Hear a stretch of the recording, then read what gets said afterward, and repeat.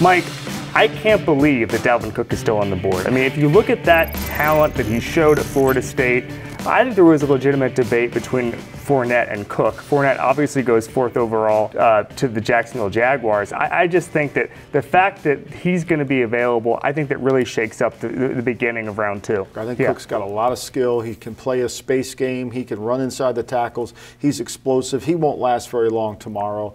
I think Cam Robinson from Alabama, the offensive tackle, there's another guy that could play left tackle, could slide in and really be a Pro Bowl type guard. You know, the medical may be a little concerned to some people, but at the top of the second, this is a guy who starts 3 years in college in a bad offensive line draft and a really bad line draft.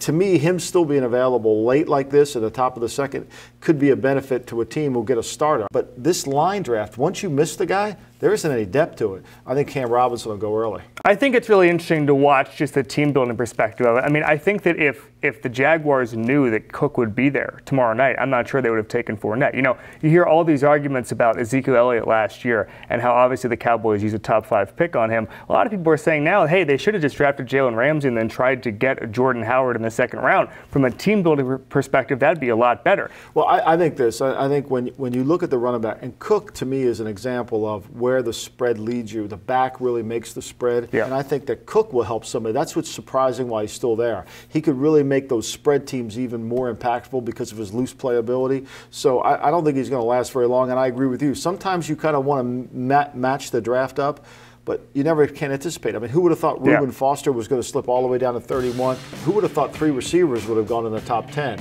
A lot of receivers, a lot of quarterbacks drafted, and that means it's a very talented round 2.